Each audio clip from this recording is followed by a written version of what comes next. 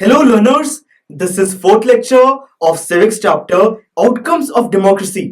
इस लेक्चर में हम बात करेंगे इकोनॉमिक ग्रोथ और डेवलपमेंट के बारे में। तो फिर आइए लेट्स स्टार्ट।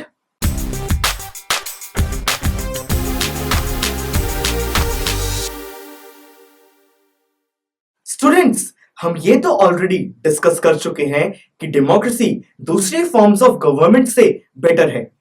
गाइस, इससे हम ये भी एक्सपेक्ट कर सकते हैं कि डेमोक्रेटिक गवर्नमेंट में डेवलपमेंट और इकोनॉमिक ग्रोथ रेट हाई होगा। पर गाइस, ऐसा नहीं है। अगर हम 1950 से लेकर 2000 तक के एनालिसिस देखें तो उससे हम ये कह सकते हैं कि जिन कंट्रीज में नॉन डेमोक्रेटिक गवर्नमेंट थी, यानी कि मोनार्की थी या फिर डिक्टेटरशिप थी, वहां पर इकोनॉमिक ग्रोथ रेट डेमोक्रेसीज के कंपैरिजन में ज्यादा है। टीचर, तो इससे क्या हम ये समझें कि डिक्टेटरशिप डेमोक्रेसी से बेटर है? नहीं नहीं गाइस, ऐसा नहीं है।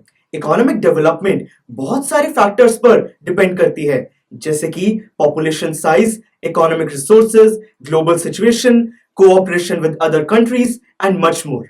हम ये तो कह सकते हैं कि डेमोक्रेटिक गवर्नमेंट में नॉन डेमोक्रेटिक गवर्नमेंट के कंपैरिजन में उनसे ज्यादा डेवलपमेंट नहीं होगी, पर हम ये भी एक्सपेक्ट कर सकते हैं कि उनसे ज्यादा कम भी नहीं होगी।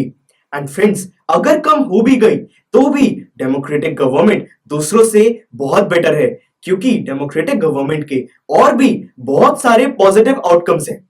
सो focus, this was all about this lecture. Next lecture में हम इनइक्वालिटी और सोशल डाइवर्सिटी के बारे में बात करेंगे। Click here to go to the next lecture of this chapter. Click here to go to the playlist of this subject.